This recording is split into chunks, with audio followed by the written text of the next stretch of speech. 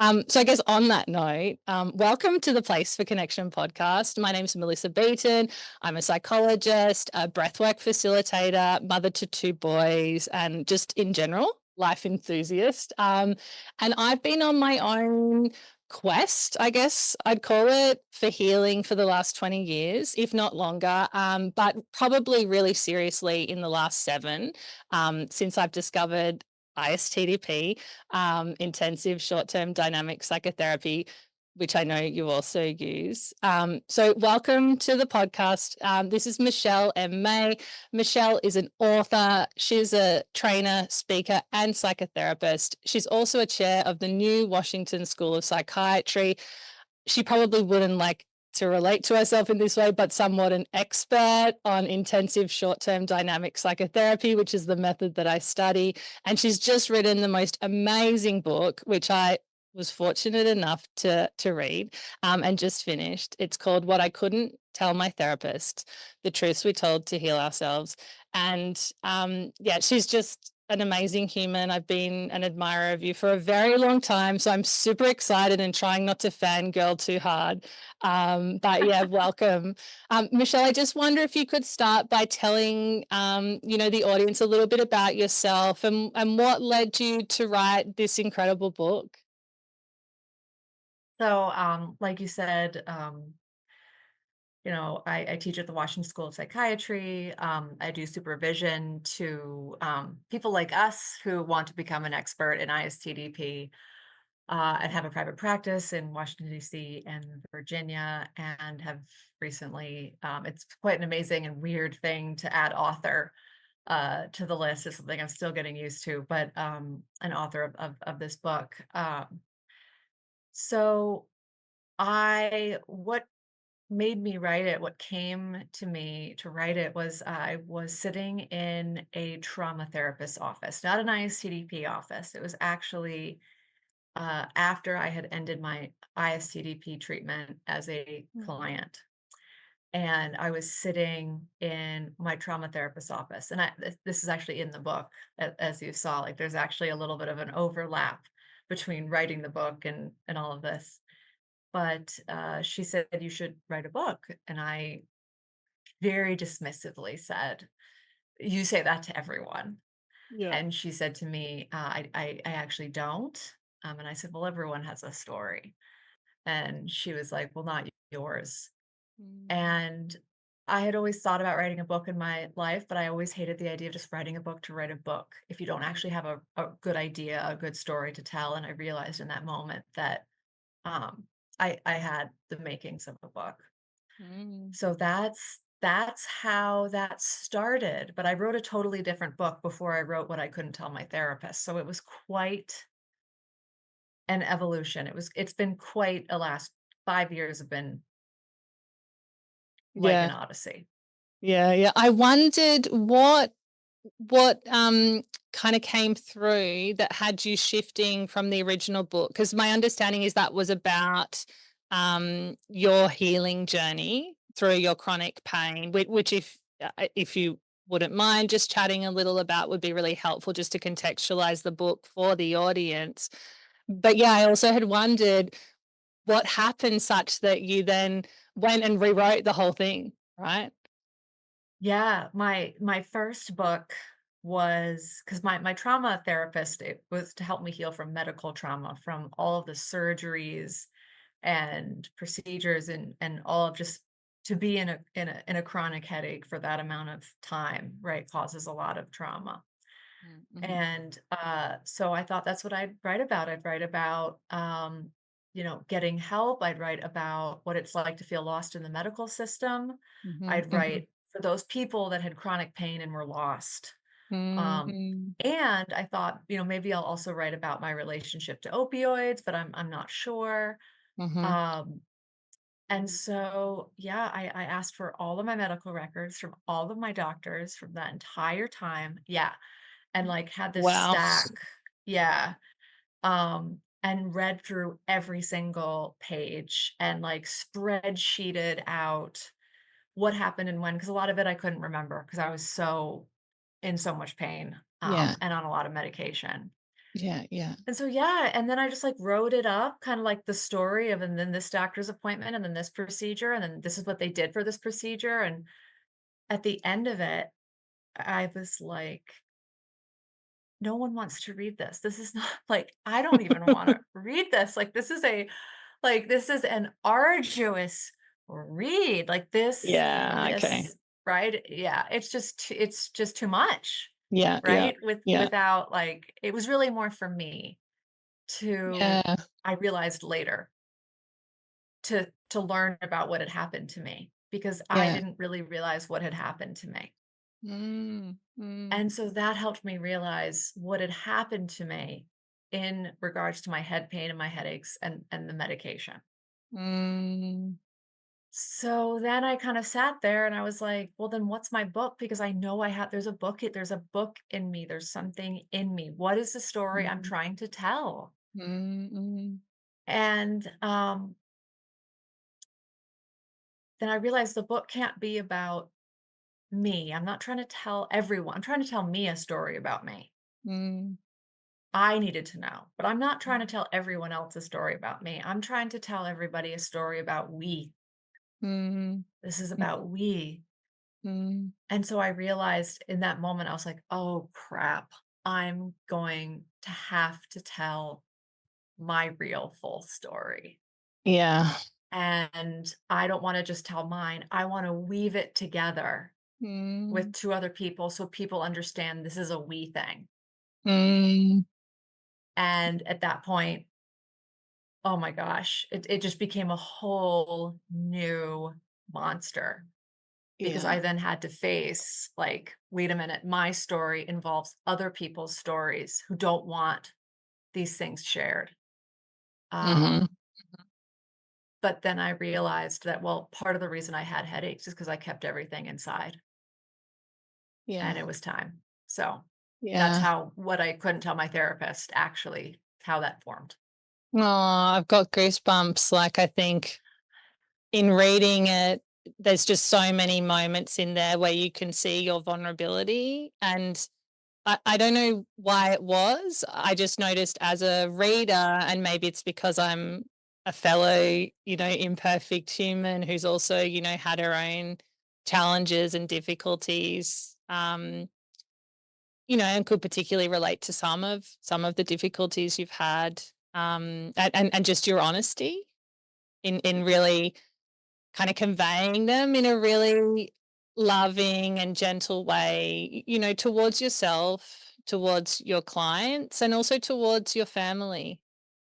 Like there wasn't a time where I read that and I thought, oh, Michelle's being really harsh, or being like, it felt like it came from a really loving place. And I think that can be a really hard thing to do when they're your feelings, right? Well, I cannot tell you how much that means to me to hear, because I didn't, this writing about these things can be easily seen as kind of like a revenge move, right? Yeah. And it was really important to me that none of that was authentically happening in me, right? That wasn't an ulterior motive, but Mm, that it also came through with all of the complexity that reality really held. mm, And there is love towards every single one of my family members. And of course, we're mixed feelings experts, right? That's what we do. yeah, yeah. And it was just so important to me that the reader can also learn to hear their story with that same complexity. Mm, mm, So hearing you say that, that was my number one, um, like, when I was going over fears in my mind when I was reading that, mm. I can't actually say it's my number 1 fear, but it was easily in my top 3. Yeah, yeah, Top yeah. 3 fears of, I hope I'm conveying this in the way that is very authentic to me. Mm. But that's again why I kinda sweat through the entire writing of the book, is because I was just challenging myself at every turn, Yeah, uh, yeah. to just be as honest as possible. So this book is how honest I could be with myself at the time of writing it. Yeah, So, yeah, yeah. Hold the book yeah. up again. So this is the Sure. amazing book that Yes. Michelle's just written. What I couldn't tell my therapist. This book is in such high demand that I ordered it last, I don't know, a long time ago, and yeah, it literally. So, but you can get it on Kindle. Yeah, and So now you can it's actually get it everywhere again. It's okay. back in stock, so you can Amazing. purchase it anywhere. Yeah, thank Amazing. But goodness. but yeah, just been really popular. It sounds like more popular than you expected. But just Yes. such a valuable read, I think, for people who want to understand themselves better, want to understand their emotions better, and also therapists or healers who perhaps are just seeking to understand whether it's intensive short-term dynamic psychotherapy better, or perhaps even just alternative methods of healing. I mean, that's something that I'm really passionate about, is seeing that there are different tools for different problems, and that you can utilize different tools for different problems, and that that's okay too. Like, not one thing has to be a fix all. What was it like for you stepping out as a therapist who's the chair of the new Washington School of Psychiatry, like, to write such a bold book? Like how did you overcome all the kind of mental barriers that must have come up for you in that process? I I'll start to answer this question by when you asked that, my mind flashed to publication date. So it was October 8th, less than a month ago. Mm. And it's finally out there, like the day I have been waiting for since I first thought I'm going to really write a book, which was April 2019. And I was lying on my bed at the end of the day Mm. after like a lot of inflooding of love and support and just so many wonderful things. And all day I have just been having flashes of how hard it was to write the book, Mm. because this book was it was excruciating to write. Like it was actually too hard. My body took a hit. I could really, I had to fight so hard. And so I remember I was lying on my bed and I just started sobbing. Mm. And I said out loud to myself, and I don't normally talk out loud to myself in this way. I do when I'm like doing normal things, but not when I'm crying. And I just started sobbing and I was like, I'm so sorry you did that to you, but Mm. you had to do it. Okay. I'm so sorry. That was so hard. It was too hard. Like I'm so sorry. I just was like apologizing to myself because there were so many hurdles to Mm. write this book. I mean, writing a first book is hard enough. And after that moment with me on the bed, no more flashbacks to how hard it was. Like I could tell like it was time to, okay, just celebrate. You've gotten Mm. here. So that was the first thing that went through my head when you first asked me Wow, that yeah. question, was like, that moment of acknowledging, like, no, this was way over your threshold. Like you've been way too far out of your comfort zone for too long. And Yeah. it has paid off because I feel like this book was my fifth therapist. Like it Mm. really challenged me to get to where I am today, where I feel like talking to you, like comfortable. There's no, like we were talking, before you started the introduction about like just talking and we're human and there doesn't have to be mistakes and I don't have to be right. So it really did help me get to like, it helped me get to myself, like capital S self. Yeah, wow, Um, so beautiful. yeah, but it was too hard. It was, like, too hard Yeah. of a road. So to actually answer your question, I know I took it in a No, different no, no, it's direction, okay, but it's okay, we're not in therapy, so I'm not gonna, there's no time on this, yeah. yeah, yeah. Um, the hurdles were, "Can I even write that?" Like, the first hurdle was like, "Can I even write that much? Oh, I can write that much. Oh, Mm. okay, can I actually put it into the form of a book? Okay, I think I can." And then it was, "Wait, that's not my book." And then it was like, "Oh, this is where the real challenge started, was am I allowed to talk about my family?" Mm. Because to really talk about how my symptoms formed, I have to talk about why. Mm. And if my story overlaps with someone else's story, what rights do I have to tell my story if it intersects with someone else's story that they might not want to share? Mm. And that question had been plaguing me Mm. since I was, I mean, I can't even remember. Mm. But the book ends up being about healing from that, Mm. healing Mm. from the feeling that you're not allowed to tell your story because it will make you bad. Yeah. Yeah. That Yeah. It you're really not allowed to, reminds me of that section in the book that you write about the post-it notes. that's exactly right. Yeah. Yes. And I guess for the audience, it was really, I guess, and this is my interpretation of what you were expressing, but that need from the family system to like keep all these secrets Yes. and relate to yourself in a specific kind of way.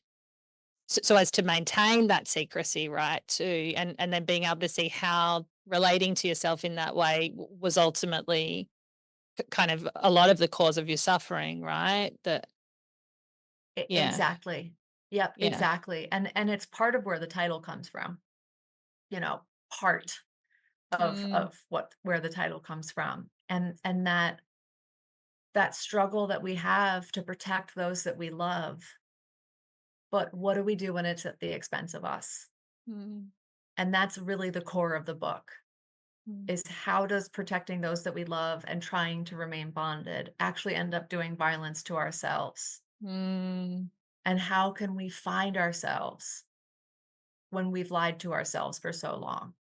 Yeah, yeah, yeah. It's a pretty, I guess, in reading this, it also speaks to the enormity of that process, that it's no one single process. And I guess, like you describe in writing the book, it's like, how do you work through sharing your family's story too? And I'm sure there was a lot that you kind of didn't share so as to protect, Yeah, their privacy, right. but also there was a lot that you probably needed to share. And yeah, and I wonder what that was like for you and the conversations that you would have had with your family about that must have just been so incredibly difficult for you. It was, and it was so incredibly difficult for them, Yeah. right? Because I knew that by doing this, everything was going to be shaken up. Yeah. But yet I knew, for the sake of my own healing and liberation, and hopefully even for the liberation of others in my family, even though they might disagree with that. Yeah, that finally telling some of this in the way that I did would, yeah, help kind of heal more than just me. Mm. Um, and even things like an interview like this, there were questions after it got published of like, what can I say? Mm. And I realized, well, you just have to keep being honest about your story, Mm. um, so that others can find the courage to tell their own while Mm. still being loving to all, right? Without splitting, projection, Mm. devaluation, all of those things that can come into the picture when we've been deeply wounded, Yeah. over and over and over and over again. Um, so yeah, it was a series of many conversations over 4 years. Wow. It took, Okay. Yeah. yeah, it was like multiphasic. Because Mm. the first phase was like, hey guys, I think I'm writing a book. And then Mm. watching, I won't go into too much details here to protect the privacy of some family members, but Sure. Sure. Yeah. um, yeah, but to kind of put it lightly, it was not easily taken. It was devastating, Yeah. to some, not to Yeah. all, but Okay. to some. And so then we had to process through that like for years while I'm still writing this book, and it shifted the dynamics of my family. It Yeah. it did shift them. Okay. Yeah. No wonder you talk about it taking you over threshold, because I guess For lots of our clients, when we meet them, even having one of these conversations is a lot, right? When we've come Yeah, from a family system where we've had to keep secrets or maintain, a facade or a way of being as a way of that's a like good keeping the word for it. family intact, right?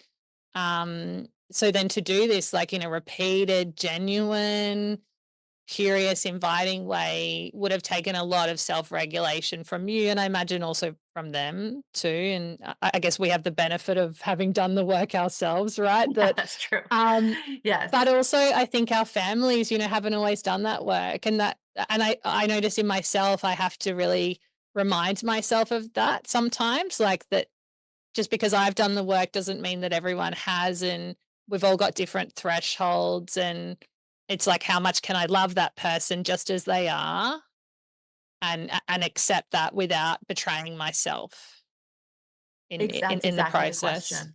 Yeah. Exactly. Yep. Yeah. And the kind of dynamics that I wrote about in the book didn't always lead to the clearest thinking where I could answer that question Mm. until the end of the book. Yeah. And then, of Yeah. course, the one that it was kind of like a snake eating its tail, right? Because the me that wrote the book was the me at the end of the book, right? Mm. And so, as you could see towards the end of the book, like I really screwed with myself. Like Mm. I really did a number on my sanity. I could Mm. not trust what I was thinking. It felt so real that I Mm. was a horrible, horrible person. And I just had to figure out how to fix me. I mean, and so Mm. it's very hard to problem solve in that mentality.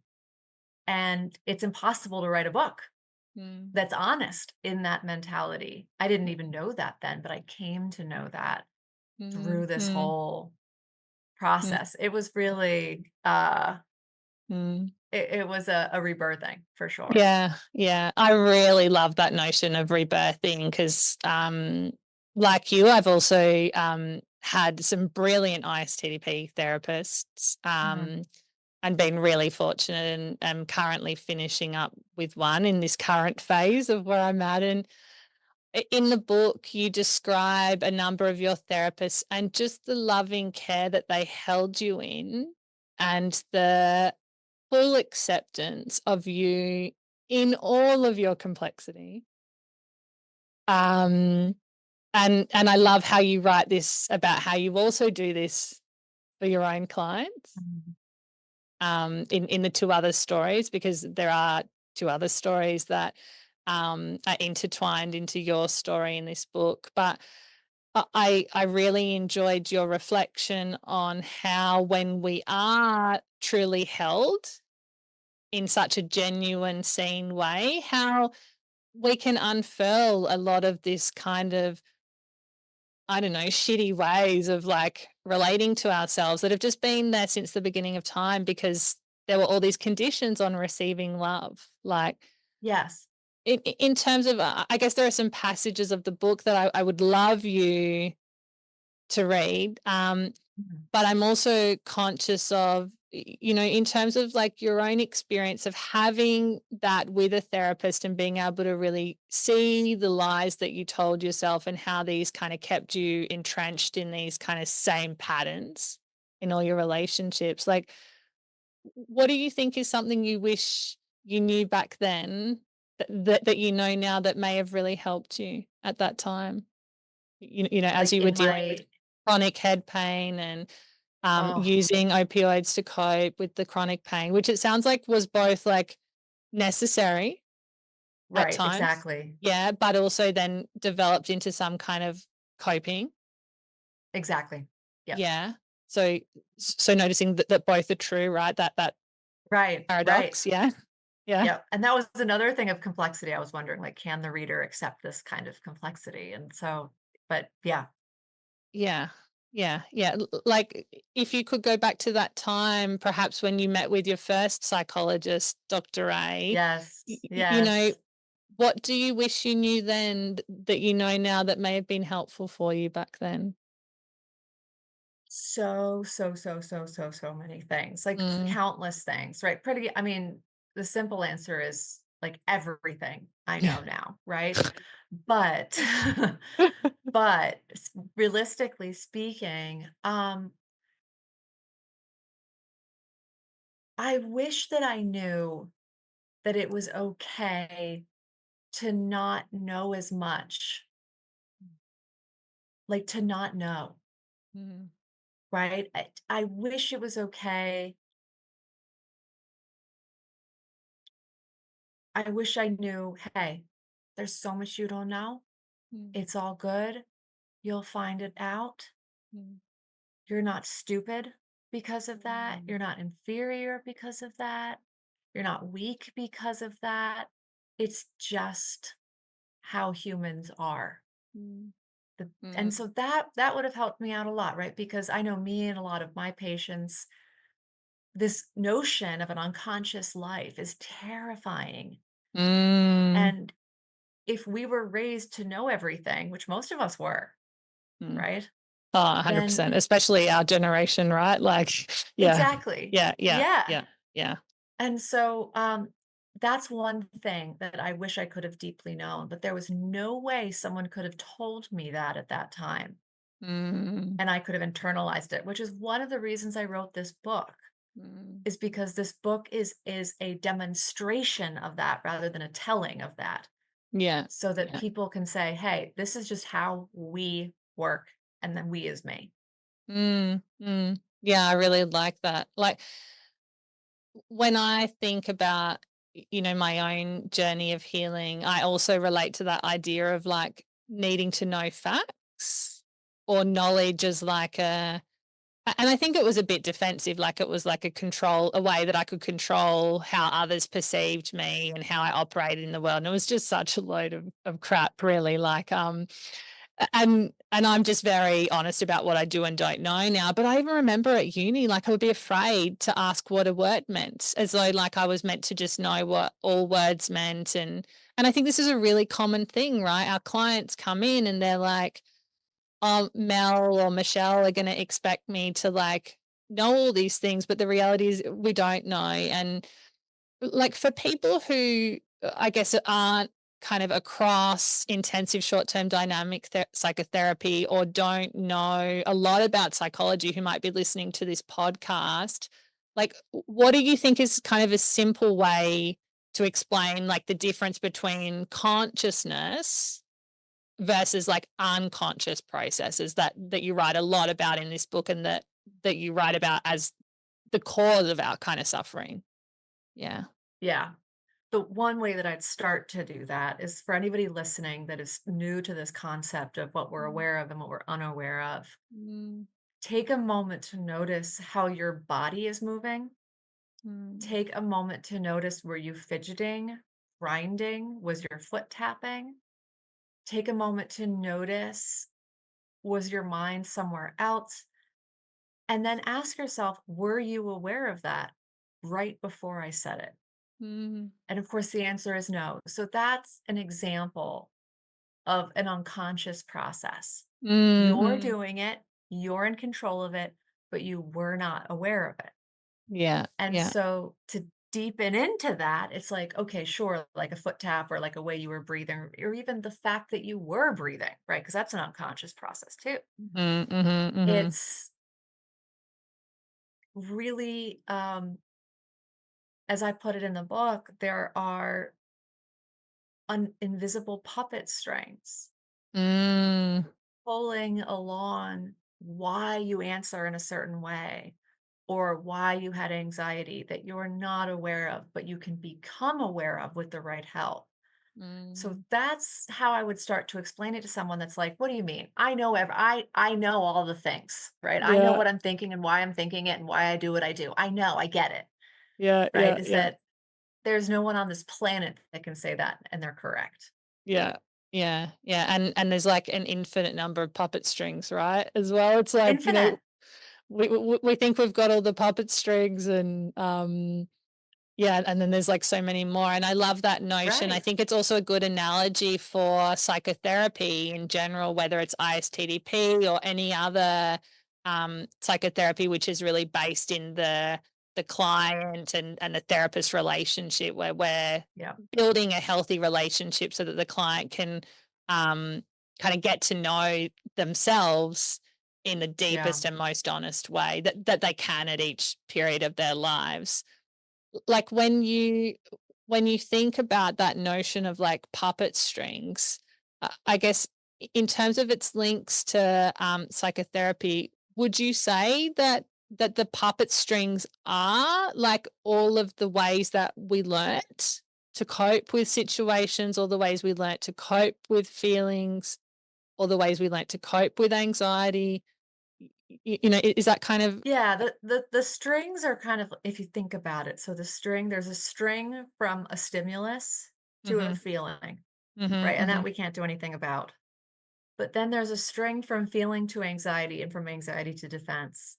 mm, So it's like if I pull on this trigger, right? Like if you bring up, for example, my family's reaction to the book, mm, right? That just pulls on a string, and then with it comes my anxiety, and then my defense pops out if I still have that mm, line up. So that's mm, an example of a puppet string where if mm. you pull this up here, this actually moves. Mhm, mhm, And we don't often see that connection, that string connection where mm, here's another puppet string. When I that I just disconnected recently. When I go into a doctor's office, mm. now healed, my headache will start because it's Wow. like a learned association. So it's like another kind of puppet string that you can learn Yeah, to cut and disconnect. But if you don't know there's a string there, yeah, yeah, you're you kind of can't see blind, that. right? Yeah, You're blind. okay. Exactly. Yep. Yeah, Yep. yeah, yeah. Okay, so part of the process is really, um, gradually opening our kind of field of awareness to these kind Correct. of puppet strings and how they have us doing or saying things or getting anxious in different ways.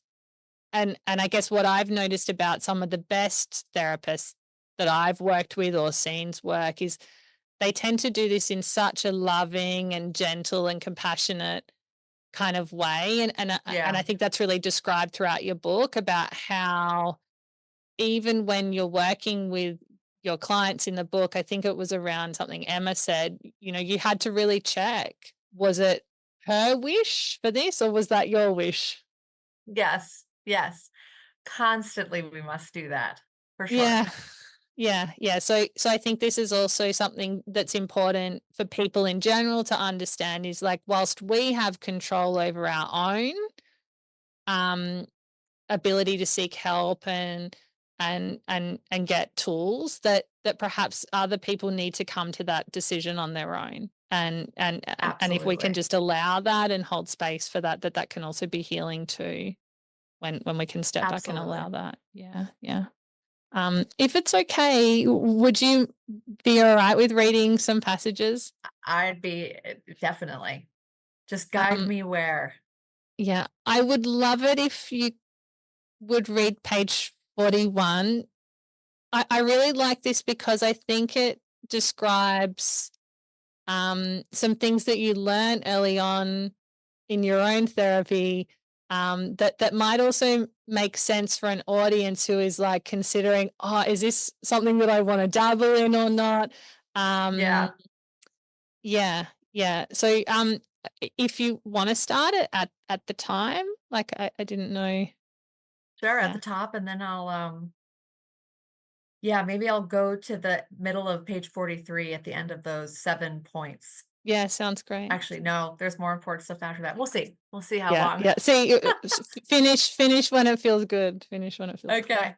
Yeah. Okay, so this is again from What I Couldn't Tell My Therapist, chapter 8, Walter. The question no one asks. What feelings are coming up toward me? I asked Walter after his body became tense and his nausea subsided. Walter was hovering around the threshold at which his anxiety was too high to explore his feelings. But in this moment, he was tense. Therefore, we could help him face what he had always avoided. I know feelings have a bad reputation. What's the point of being in touch with feelings? Don't they get in the way of reason? Aren't emotions for weak and needy people? Aren't we supposed to hide them? Can't we think them away? The positive ones might be okay, but we certainly shouldn't avoid the bad ones, or we certainly should avoid the bad ones, right? Wrong. Devoid of emotions, our passage through life lacks a guiding compass. Feelings serve as our guide, leading us towards desires and away from aversions. Feelings are the glue that creates connection and intimacy. Bonding with others hinges on understanding and embracing our feelings. To nurture healthy attachments, it's crucial to be conscious of our emotions and urges, finding a balance between acknowledging them without impulsively acting on them or suppressing them. Feelings are an antidepressant. The belief that Walter could get rid of his feelings and be alive and well was a pipe dream. He was barely living proof. So I think that's the main Yeah. part that you were thinking. Yeah. Yeah. Yeah. Just like as I was reading it, just that experience, I imagine, for Walter of really being able to do something like completely different and face feelings that he hadn't, and then how that also moved him towards, his own guilt, Yes. for what he had done in the relationship with his own son.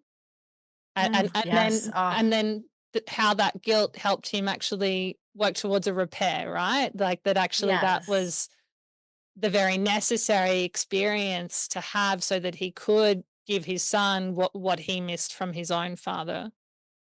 Exactly. Yes. Yeah. Thus ending this generational cycle of emotional neglect, Yeah.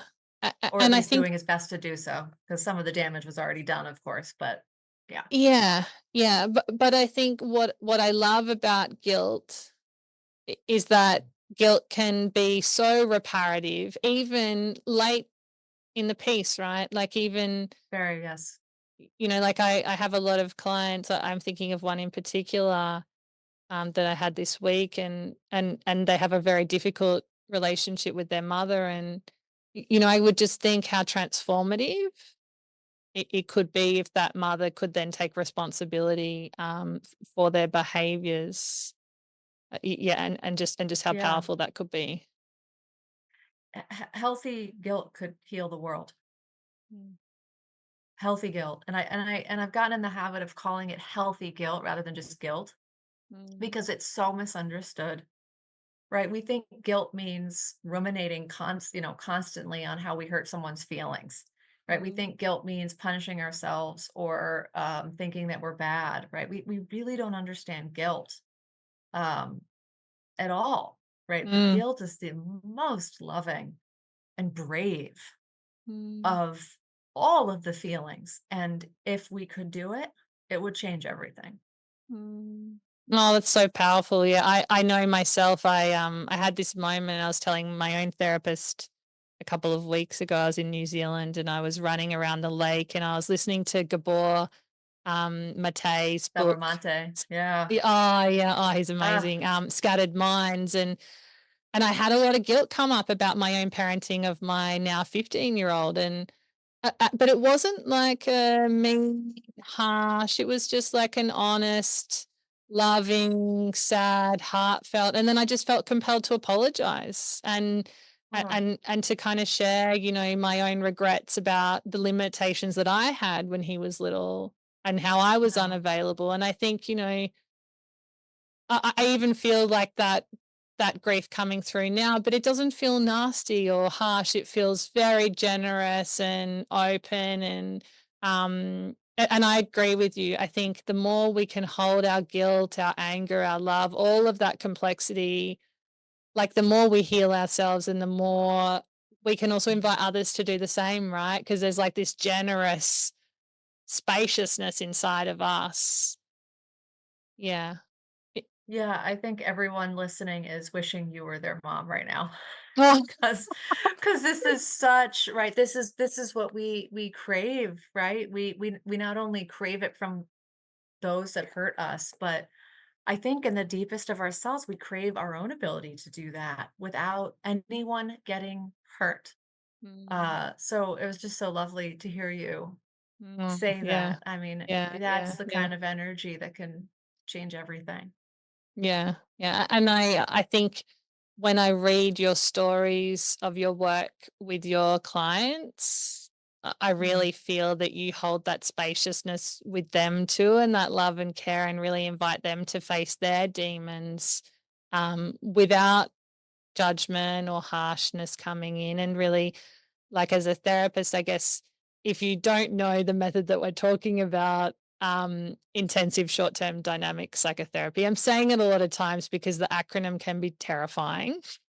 The whole People are thing. like, "What is Yeah. that?" But Yeah. it's Yeah. it's not like a weird thing. It's quite structured. Like, if you were explaining what it is to a lay person who'd never encountered this model, like, what do you think? Because this is something I actually struggle with myself. So I'm kind of picking your brain here. But, Yeah. like, Yeah. what do you think is kind of like the simplest way to describe the process of ISTDP in therapy for people who don't know what it is? Yeah, so it's not the kind of therapy where you're given skills or homework necessarily. It's not the kind of therapy where you talk about your week necessarily. Everything deserves a little asterisk by it, of course, because there's always Mhm. exceptions. But it's the kind of therapy where the barriers that you put up unknowingly that create your problems are immediately addressed based on the individual's capacity to tolerate the truth. Mm, And an ISTDP therapist is ideally highly trained to monitor your body's capacity to handle the truth, aka anxiety, mm. and has a special set of skills. I feel like I'm Liam Neeson from the movie Taken. Uh, I have a special set of skills to help you learn how to increase your body's capacity to Yeah, take in reality. yeah. So, the short term is a little misleading because treatments can be quite long, right? And it's not meant to say you need to chop chop. It's meant to say, I deeply respect your time and I'm going to do the best I can to not waste it. And yeah, it's a very, I mean, it's been one of the most humbling things I've ever learnt, because I was always someone Oh, who could God. learn facts very easily. Like, you give me facts, I'm Mm. going to learn it. And then suddenly I was in a space with all these people who, like, were doing more than just learning facts. They were like embodying facts. And I was like, this is just way too hard. And so many times I've just wanted to give up. Like, so many times I was like, I can't do this. This is way too hard. I'm not cut out for this. But yeah, it's also given me so much personally, and professionally. And so it's kind of like, this kind of, chicken or egg thing where I'm like, oh, do I? Yeah, yeah, yeah. Yeah, it's like it really brings out as a learner in ISTDP, and the thing I saw within myself, I see with my students and supervisees, is all of these defense mechanisms Mm, from like this learning trauma, right? The same thing about like, no, you need to know exactly what this means and you need to know exactly how to do it. And if I told you once, you have to remember it. And, all of these like built in assumptions about what learning means. There's so many defenses around it, like shame and like what you're saying, hopelessness, helplessness, all these kinds of mhm. things. And it's so difficult to learn, um, that I believe, and this is something that I do in my teaching, and I know this is kind of off the subject of the book, but is to really help the students like notice how they're treating themselves during the learning so Yeah, that they can just take in hard information without making it harder on themselves. So yes, yeah, it's the journey of a lifetime to learn this therapy. yeah, yeah. And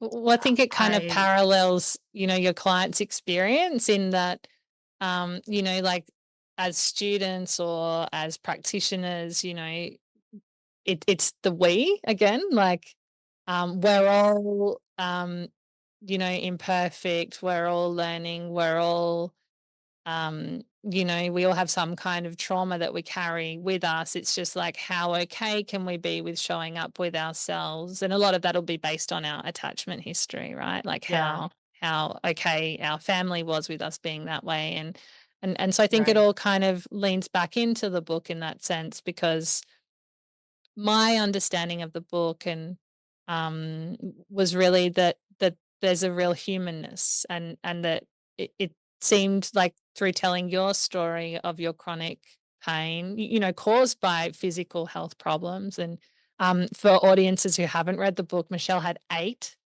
surgeries on her brain. 2 on my brain, 6 on my it's very strange. So it's Okay. like 2 were brain, Yeah. but 6 stayed outside of the skull and Okay. therefore were not brain surgeries. So it's very strange. But yeah, Okay. 8 Yeah. surgeries for that at least for sure. Yeah. Yeah. Yeah. Yeah. And so that there were these kind of physical issues that were causing Yeah. pain, and then also emotional causes of this pain too. And I think this is kind of the interesting part of our work, is like partialing out what's what. Like when we do our own healing, what's physical and what's emotional and what's kind of a mixture. It's maddening to try to figure Yeah. it out Yeah. Yeah. because often you really can't, Yeah. Yeah. right? I Uh, mean, yeah, I could have never known the psychological causes of my headaches if my brain abnormality hadn't been found. Like, mm, there was no way. So, mm, um, it's it is something that people with you and I's training are more uniquely suited to figure out. But even then, it's really, really hard. mm. And so, yeah, part of this book was to give those people hope too, Mm. because oh my goodness.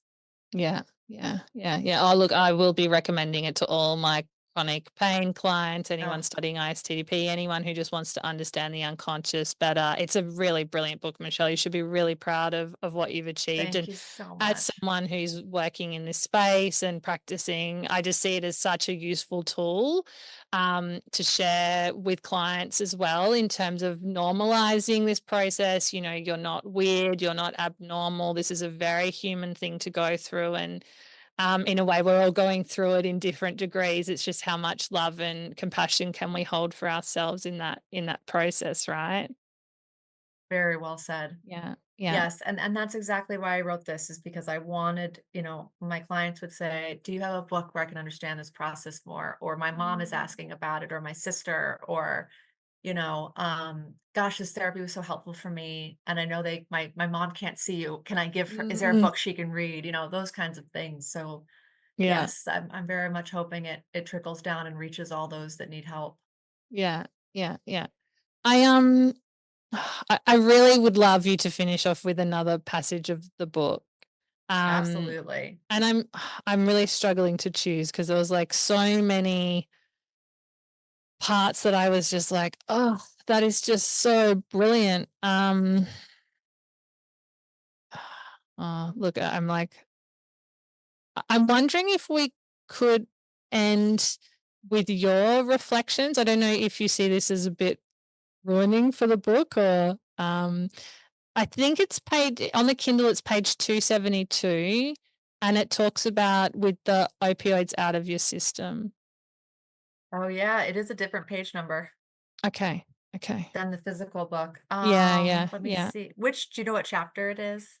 I think it's your last chapter. Da-da-da. Sorry, if I had it, I'd be able to tell you. Yeah. Oh, no problem. My last chapter. I'm getting there. Okay, so chapter 39, Michelle, projective identification and other potato drops. Mm. Yeah. Mhm. Do you want me to start from the top? Or is there another part here? If you Just say the first line of the paragraph, I could probably find it. it was with the opioids out of my system. With the opioids out of my system, I can definitely find it. Doo-doo-doo. Yep, got it. Yeah. And then Okay, yeah, it looked like it was a few pages, but just anywhere that feels good for you to stop, that makes sense for you to stop. sounds good. With opioids out of my system and more insight into my minimization and self neglect, I could listen to my body's reaction to being told to sit still. Since I listened to my body, I could take care of my body. I reached out to Dr. J for support, and together we helped me face what my body had been through to let it feel safe again. Then, this is the part you're talking about, right? Mm. That's the right part, okay. Then, after my body healed, I could see the other ways in which I was brutal to myself. I could start to see how something deep within me wasn't right. Dr. M served as an honest mirror that helped me reflect who I was, guiding me back to myself. When I felt the truth of being me, I could accurately reflect myself to myself. I didn't have to gaslight myself with defenses. Only when I was honest with myself could I be honest about the gaslighting by other individuals and systems: a family system, a medical system, a cultural system, a societal system. With my new understanding of what was me and what wasn't, I realized how hard I'd been trying to be what I wasn't. I tried to be the daughter who wanted tulips and unicorn texts. I tried to be the daughter who never remembered anything bad. I tried to be the daughter who never found her mother's post it notes. I tried to be the daughter who put her mother first, the daughter who didn't have feelings, the daughter who wasn't insulted when she still insulted me or talked behind my back, the daughter who wasn't hurt when she commented on my body, the obedient daughter who agreed with her. I had layer upon layer of being mean to myself, I said to Dr. M, not wiping away tears. There were obvious ways I was mean to myself, and then there were less obvious ways. And I'm still working on many of these defenses. It will be lifelong work. I had to get through all those defensive layers to understand what I'm seeing now, how I swallowed my mother's projections and opinions of me, and how I've been choking on them. Makes me cry. Yeah.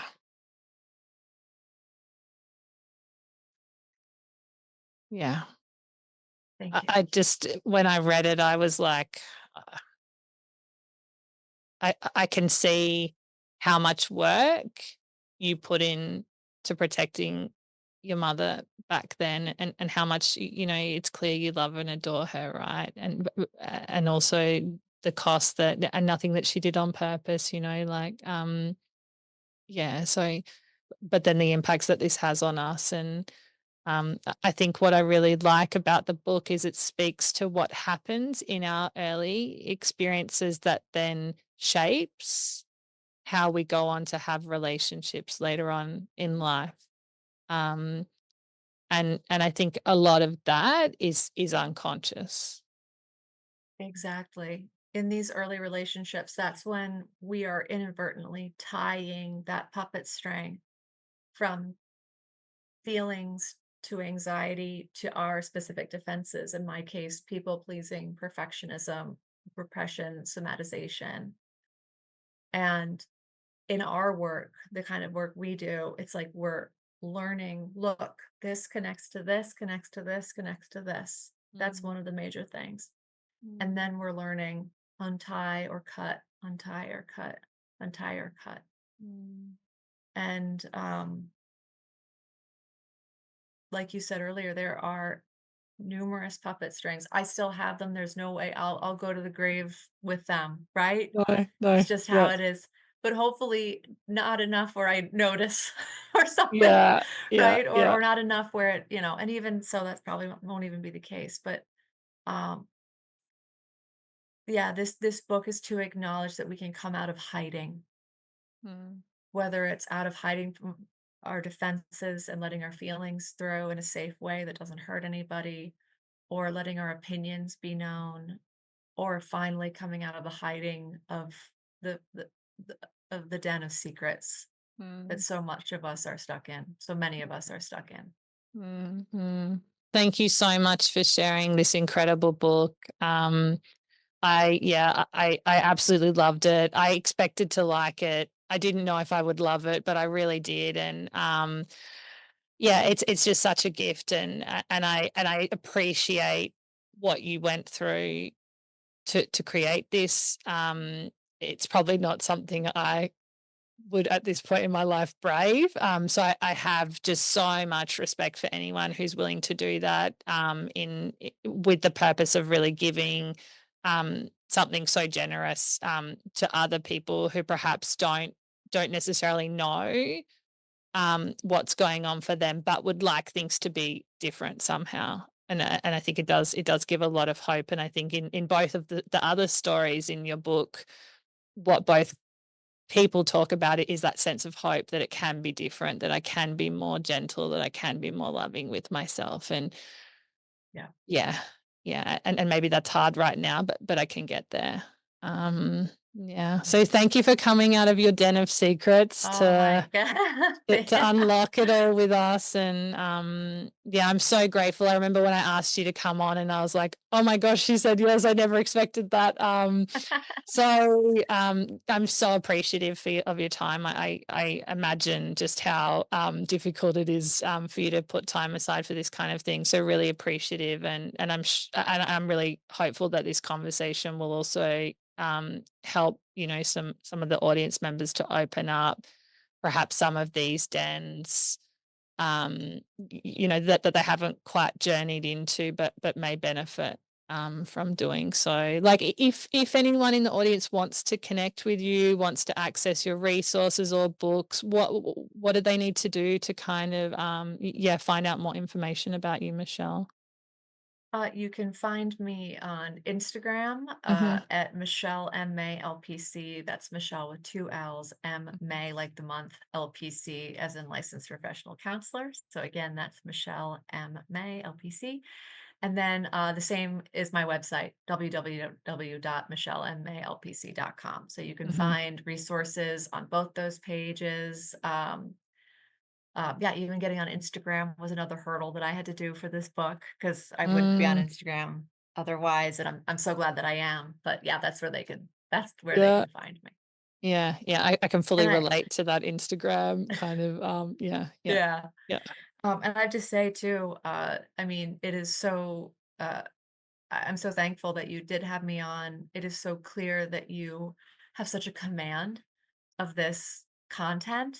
Mm. Um, and it would be my honor to be on again if you ever wanted to dive even more into anything specific. I'd be happy to do this. Oh, yeah, You're please. I feel like I only just, yeah, because you clearly have such a knowledge and a depth for this material. It's been so fun, like so fun to talk to you. And yeah, I definitely could do more. I feel like I'm pretty obsessed, um, with ISTDP. I think there are a few of us that start studying it and we're like become kind of like, Oh, it's an obsession. Absolutely. yeah, yeah, yeah. Yeah. My husband It's a often lovely jokes exception. and says, "When are you going to leave the cult?" And I'm like, I'm not going to." Like and I guess like it's like anything when you study something so deeply, then it just tends to then operate in all these other areas of your life too. It's like I think when It it's a blows your mind. therapy, yeah, yeah, yeah, you can't like just separate learning this from other areas of your life. It is kind of that thing that it does. You can. And you know, one of the things, if you don't mind me swinging around to something else for a second, is like in the book, you know, I visit three therapists and only one of them is an ISTDP therapist. Mm, And so it really speaks to like, and I really needed each of those people mm, in their unique, you know, gifts. But there were things that one couldn't give to me that another one could. And so, you know, the hopefully that quote unquote like cult of ISTDP, right, is really like this group of people committed to people's healing, mm, no matter what type of therapy you call it, right? Because mm, ISTDP offers a way of thinking that's based on actual data in front of us. That's really what ISTDP is, right? mm, mm, It's like I'm mm, so good at tracking what I'm seeing that, you know, I can do my very best to help you face reality and feel better mhm. or face not feeling better in a way Yeah, that's better for you, right? yeah, yeah. Um, So yeah, that's really, you know, our commitment and what I'm putting words in your mouth, but like what the two of you, what the two of us are obsessed with is like Mm, mm, helping people face the truth mm. in a way Yeah. that helps them and everyone around them. Mm, mm. And I like your links to other therapies because like I've found a lot of benefit in ISTDP, but also the therapist who I see also uses internal family systems, IFS, and I've found that the combination of the two has been really beautiful. Sorry to any ISTDP purists who might be listening. I promise I won't personally potentially do that. But yeah, just been so helpful in terms of helping me to access parts of myself that I don't know I would have been able to access in traditional ways. And then also things like breath work. Yeah, also interested in other healing modalities that, we Right. can't explain away. And I think one of the things I've come to accept also through access to self is then how that is just an energy in the body. And then I have more trust in the things I can't understand as well. And an okayness with just letting them be, which is kind Wonderful. of the opposite of what I've been raised to do, right? We're like a family of like, we look for facts and we do things properly. So yeah, just really Wow. interesting. Yeah, Yeah. yeah, yeah. Yeah. So Thankfully, there are so many ways to help somebody heal. yeah, And we have all these different tools at our disposal. yeah. It's a relief. Yeah, yeah, it's really cool. I think we're living in exciting times, and I just want to thank you again for coming on the podcast. Oh, this So was my pleasure. yeah, all of Michelle's contact information will be available in the description below on YouTube. The podcast will be available on Spotify and Apple. It's called The Place for Connection. If you enjoyed today's episode, please subscribe, write a review, leave a comment. I appreciate any support that you can give me with these early episodes. And yeah, thank you so much, Michelle. I would absolutely love to have you on again. So Done. anytime. Done. Yeah, you're keen. Please, please, that would be my honor. All right. Well, thank you Thank you so so much. much. Oh, Thank you bless so, so you. much. Oh, my pleasure. Thank you.